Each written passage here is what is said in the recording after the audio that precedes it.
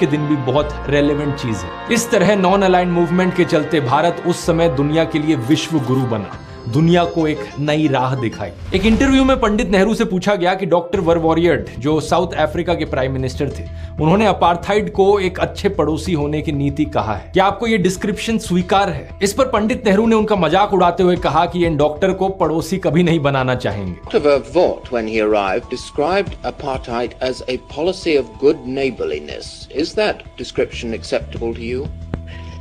I should like to be Dr. Verwoerd's neighbor, that's all I can say.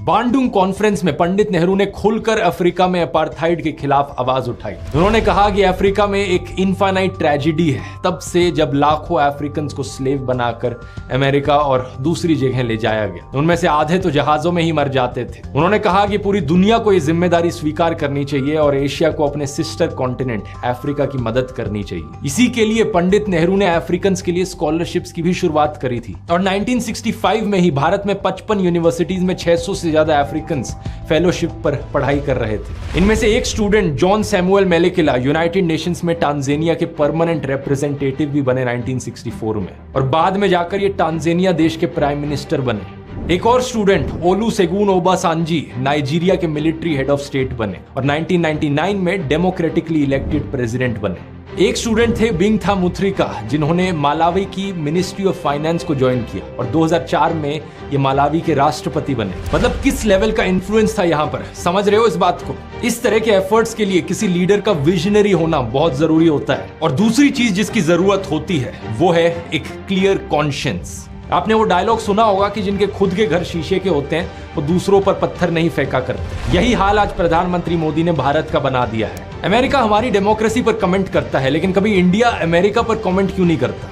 George Floyd को अमेरिकी police ने इतनी बेदर्दी के साथ मारा। 46-year-old George Floyd was killed by a white police officer who knelt on his neck for almost 9 minutes. His crime? Being an African-American man in the United States. और ये कोई स्टैंड अलोन इंसिडेंट नहीं था, ये racism का incident था। ये एक सिस्टेमिक प्रॉब्लम है अमेरिका में। लेकिन क्या आपने प्रधानमंत्री मोदी के मुंह से कोई भी आलोचना सुनी इस इंसिडेंट की? क्या उन्होंने कोई कंसर्न जताया? कैसे जताएंगे जब खुद के देश का ह्यूमन राइट्स रिकॉर्ड सवालों में रहता है? कभी मुसलमानों के खिलाफ नफरत, दलितों के खिलाफ अत्याचार, किसानों पर डंडे बरसाए जाते हैं, उन्हें खालिस्तानी बताया जाता है, तो किस मुंह से अमेरिका को कुछ कहेंगे प्रधानमंत्री? गाजा में आज के दिन एक जेनोसाइड जारी है। 35,000 से ज्यादा लोग मारे जा चुके हैं। इंडिया की ऑफिशियल पोजीशन वही पुराने वाली है कि पैलेस्टीन और इजराइल दोनों साइड बाय साइड हों। Suddenly, India has long believed in a two-state solution. We have maintained that position for many decades. लेकिन अनऑफिशियल